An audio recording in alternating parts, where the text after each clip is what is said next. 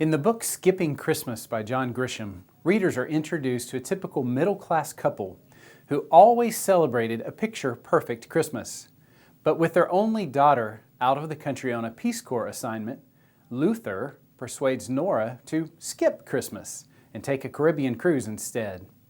However, on Christmas Eve morning, as the Cranks are packing for their Christmas Day departure, their daughter calls to tell them she'll make it home for Christmas after all.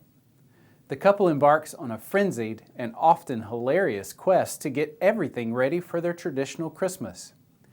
From Nora's last-second frantic shopping to Luther's dangerous attempts to install an 8-foot lighted Frosty the Snowman on a steep, icy roof, the book spotlights the traditions and nonsense that frustrate many people during the holidays. As the book reaches its climax, the couple is surrounded by neighbors who come to their rescue and save Christmas.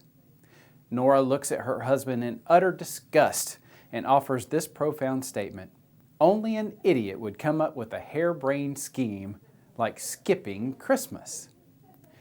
While we chuckle at the Cranks and their lame idea of skipping Christmas, the truth is the thought has probably crossed our minds more than we would like to admit. For many, the Christmas season is a tough one, even more in 2020, a year that has brought so much pain and loss. I guess it just makes sense. We miss our loved ones most during the holidays, whether they've passed on or simply moved across the country. We're haunted by the beautiful memories of Christmases past, the fun we had, the laughs we shared, and the warm glow from being with someone we love. But when we get discouraged, we must remember that Christmas is a season of hope, a season of joy and peace, even when things look very, very bleak. Consider the description of the first Christmas in Luke's Gospel.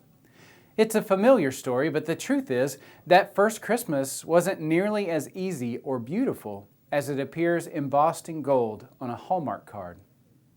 No, we find a young couple, common people, forced to make a long and difficult, a dangerous journey to meet the demands of a Roman census. The young girl knows the birth of her child is imminent, and it is likely the pangs of labor had already begun during those long miles between Nazareth and Bethlehem. Yet when they reached the city of David, the situation went from bad to worse. No vacancy. We have no rooms here. You'll just have to find somewhere else to stay. I can almost hear the frantic exchange between Joseph and Mary. Let's look up the next street. Maybe we can find a place there. Joseph, no, I don't think there's time. Oh, we have to find somewhere quickly. But Mary, now, Joseph, now.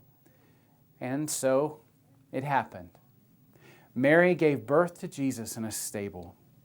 A common girl surrounded by common farm animals gave birth to the promised one, the Messiah, the figure whose birth divides all of human history.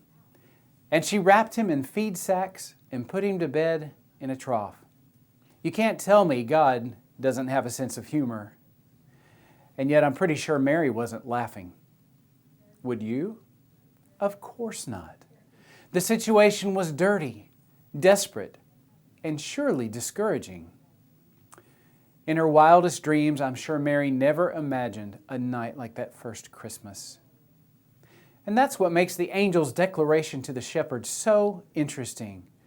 Glory to God in the highest, and on earth, peace, goodwill toward men.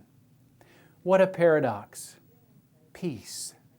The angels offered words of hope in the middle of the most depressing circumstances two people could encounter.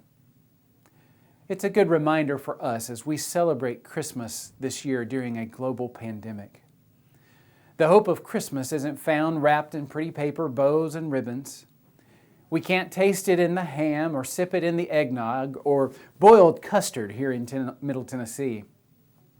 We don't even find hope in the circle of friends and loved ones who surround us. We can't experience the hope of Christmas in the joyful music of a choir or reflected in the soft glow of candles at an altar. You see, the hope of Christmas is not a feeling, an experience, or an emotion. The hope of Christmas is a person, the baby in the manger, the person Jesus Christ. It was His birth and eventually His death and resurrection that gave us a reason to hope in the middle of an often hopeless world. I like the way the old gospel song put it. Because He lives, I can face tomorrow. Because He lives, all fear is gone. Because I know He holds the future, and life is worth the living just because He lives.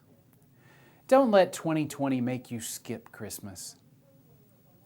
No, instead, celebrate Christmas like you never have before, clinging to the hope it brings for eternity.